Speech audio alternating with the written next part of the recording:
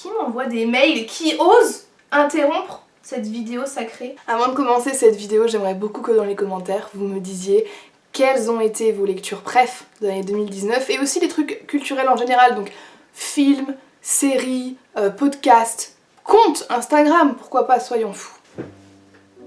Il est temps que la vérité éclate.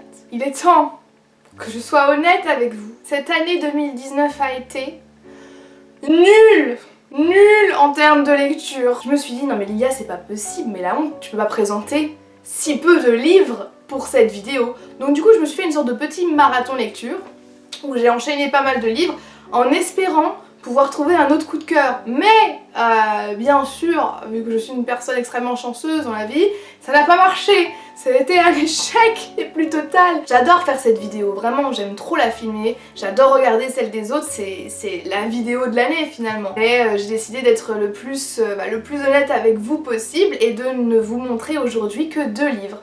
Et pour compenser un petit peu cette hécatombe littéraire, j'ai décidé de vous parler d'autres choses que j'ai découvertes cette année, notamment des choses culturelles, et qui pour le coup ont vraiment marqué mon année. Donc c'est pas, voilà, je triche un peu sans pour autant tricher parce que je suis sûre que ça peut vous intéresser. Et aussi j'aime bien parler d'autres choses sur ma chaîne, même si j'en ai pas spécialement l'occasion tout le temps. Bon, de toute façon ça va aller très vite, donc autant commencer avec le premier livre. Le premier livre, il s'agit de Girls Will Be Girls de Emer O'Toole. Alors déjà un truc qu'il faut savoir sur moi, c'est que si je l'ai en main, si je l'ai en version papier et que je vous le montre aujourd'hui, alors que j'ai fini de le lire il y a des mois et des mois, ça veut dire quelque chose. Je ne garde jamais mes livres, absolument jamais, sauf quand j'ai un énorme coup de cœur, et ça a été le cas pour ce livre-là. C'est génial, c'est absolument génial. Alors attention, je vous vois venir les personnes qui ne lisent pas l'anglais. N'ayez crainte, jeune fifrelin, puisqu'il a été traduit en français. Avant d'entrer plus en détail, sachez que j'ai déjà parlé de ce livre sur ma chaîne, que j'en ai déjà fait une chronique et que, vu que ça fait quand même plusieurs mois que je l'ai lu, parce que je l'ai lu au premier semestre, ma mémoire est plus spécialement fraîche. Donc je vous incite à aller cliquer sur les liens que je vais vous mettre si vous voulez avoir une chronique un peu plus détaillée et un peu plus précise de ce livre. Mais je peux vous dire quand même que c'est un livre qui m'a marqué parce que j'y repense super souvent et que tous les jours, quand je vois des choses à la télé ou quand même je me maquille ou quand je me coiffe ou que je fais des choses comme ça, il y a des extraits du livre qui apparaissent comme ça dans mon cerveau. Il s'agit en fait d'un essai féministe où Emer O'Toole parle de plusieurs sujets toujours reliés aux femmes et à cette notion de la féminité, et j'ai trouvé juste ça génial. Je pense que c'est, comme je l'avais déjà dit, le premier vrai ouvrage féministe, essai féministe que je lisais, et ça a été une révélation pour moi parce que non seulement je me suis dit ah, en fait ça me concerne et surtout ça a tracé le chemin pour d'autres lectures qui ont succédé, enfin d'autres lectures féministes qui ont succédé cette année-là, et j'ai adoré entamer mon expérience féministe avec ce livre-là, enfin en tout cas vraiment comme déclaré comme féministe, parce que j'avais déjà lu d'autres livres mais qui se réclamaient pas spécialement féministes, et là c'est le cas, je pense pas qu'on puisse passer à côté. Alors si je me trompe pas, l'auteur est une chercheuse, donc là on part sur des bases de doctorat, de master, d'université, de trucs comme ça, donc au tout départ, tu peux te dire ok, bon, ça va me prendre la tête, ça va être chiant, il faut que je le lise parce que quand même, un minimum, mais ça va être chiant. Et alors en fait, pas du tout, c'est génial. Cette fille est drôle, elle est tellement drôle, elle parle de vraiment beaucoup de sujets. Pour vous en dire quelques-uns, donc le maquillage, les talons, les habits, le comportement, le vocabulaire, le langage, etc. Et comment tout est relié en fait au féminisme et à la féminité, et comment en tant que femme on se construit dans une société qui a certains critères, surtout quand il s'agit des femmes. Et à chaque fois elle explique des concepts sociologiques qui sont pas spécialement toujours évidents à comprendre, je pense notamment à l'agentivité, à la structure, etc.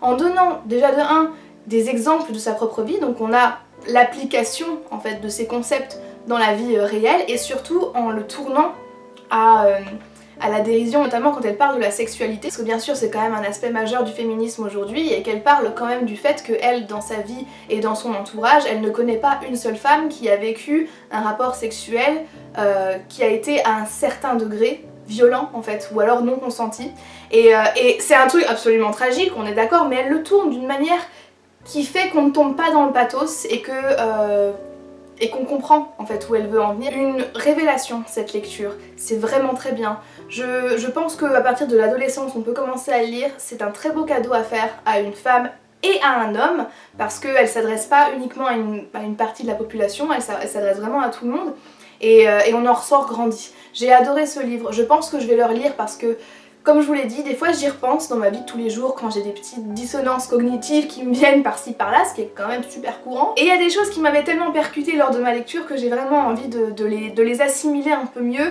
et vraiment de les mémoriser. Donc en tout cas, voilà pourquoi aujourd'hui je vous le présente dans cette vidéo. C'est très rare que je dise d'un livre que je vais le relire de 1 et qu'en plus je le garde, donc croyez-moi, c'est un signe. Faites-moi confiance là-dessus, vous serez pas déçus, et si vous l'avez lu, n'hésitez pas à me dire si vous l'avez aimé ou non, et surtout quelle est la réflexion que vous avez préférée dans son livre. Et donc le deuxième et dernier livre de cette vidéo que je vous présente aujourd'hui, il s'agit de Why I'm No Longer Talking to White People About Race alors Reni Eddo-Lodge, une auteure qui est britannique, qui est noire et qui est britannique. Un bijou, encore une fois, je l'ai chroniqué sur ma chaîne dans un bilan lecture. Je vous invite, je mettrai quelque part par là le lien de la vidéo, je vous invite à aller le voir parce que, encore une fois, là c'est un peu flou dans ma tête. C'est un livre pour lequel j'ai décidé de prendre beaucoup de temps et que j'ai fini en, je crois, peut-être 1 mois ou 1 mois et demi. Je l'avais emprunté à la bibliothèque, donc je ne l'ai plus aujourd'hui. Je le voyais passer à droite à gauche sur les chaînes YouTube et c'est vrai que je me disais il serait peut-être temps, Lilia, de le lire. C'est une lecture qui était un peu bizarre et je pense pas avoir totalement le vocabulaire pour pouvoir en parler correctement et je m'en excuse. Non pas que ce soit difficile à titre personnel, mais vraiment c'est difficile pour moi de parler de ce livre parce qu'il est très complet et qu'il aborde encore une fois beaucoup de sujets. On reste toujours dans une thématique, donc tout à l'heure on avait le féminisme, là on a le racisme, et en fait dans cette thématique on a plusieurs petits fils qu'elle décide d'explorer. Donc elle va parler de la classe sociale, elle va parler du travail, elle va parler du logement, elle va parler aussi de l'histoire de la Grande-Bretagne, l'histoire esclavagiste, je parle de la Grande-Bretagne, elle va également parler du féminisme. Donc il y a beaucoup de choses qui sont abordées et c'est vrai que c'est pas toujours évident à digérer finalement. C'est un écrit qui est super bien construit, constamment référencé avec des statistiques qui sont référencées également, on peut retrouver ses sources, enfin ça j'ai vraiment adoré, c'est très sérieux. Il n'y a pas de place pour l'humour par contre, donc ne cherchez pas des blagounettes, il n'y en a pas. En tout cas ça m'a pas empêché de l'apprécier à sa juste valeur. J'ai beaucoup aimé ce livre, je pense qu'il est important de lire ce genre de livre, qu'on soit blanc, qu'on soit racisé, qu'on soit pas racisé. Voilà, c'était très intéressant, ça a marqué clairement mon année 2019. Je peux vous dire que c'est une lecture qui est excellente, voilà, que j'ai trouvé très juste et qui fait du bien autant qu'elle fait mal. Maintenant que la littérature c'est terminé, j'ai envie de vous parler de 2 podcasts. Alors 2019 pour moi ça a été l'année de la découverte des podcasts, donc j'ai un iPhone. Alors me demandez pas si c'est dispo sur Android, je pense qu'Android a un truc de podcast. Mais en tout cas quand vous avez un iPhone, vous avez... alors attendez, est-ce que je peux vous montrer ça? Il n'y a pas de truc d'os? Non c'est bon, il n'y a pas d'os. Donc voilà, vous avez vos applications et donc du coup vous avez l'application podcast que voici, que j'arrive pas à cliquer dessus. Voilà, application podcast. Et bah les voilà. En fait voilà les 2 podcasts dont je vais vous parler aujourd'hui et je vais vous en parler en même temps parce que je pense pas que je pourrais faire des chroniques super détaillées pour chacun. Le premier, il s'agit de Quoi de meuf, Clémentine Gallo, et en fait à chaque fois elle le conduit avec une de ses acolytes comme elle l'appelle, donc la personne change, c'est toujours en duo. Et pareil pour l'autre podcast dont je vais vous parler qui est vraiment peut-être mon préféré, il s'agit de Kif Taras, de Rokhaya Diallo et Grace Lee. Donc là vraiment spécial, un gros merci à Randa de la chaîne Hello Cocoon, c'est grâce à elle que j'ai pu découvrir ce podcast, c'est absolument génial. Donc moi j'ai découvert les podcasts donc avec Quoi de meuf, un podcast féministe, super léger. Je m'attendais à un truc pareil, un peu intellectuel ou avec des termes que j'allais pas spécialement comprendre. Alors il y a des termes qui sont spécifiques et relatifs au féminisme, je pense notamment à l'intersectionnalité, mais elle l'explique en fait, donc c'est pas un problème. Et ce que j'ai beaucoup aimé c'est que vu que j'ai commencé à écouter ça quand j'étais aux États-Unis, ça me permettait aussi de rester en contact avec une certaine actualité française que moi j'avais un peu perdu forcément en vivant à l'étranger. Et puis surtout parce que je honte un peu à moi, je ne lis pas de journaux, je ne lis pas les news sur internet, voilà, je me renseigne très peu, je suis une inculte. Et clairement en écoutant ces podcasts là, ça me permettait de redorer un peu mon blason.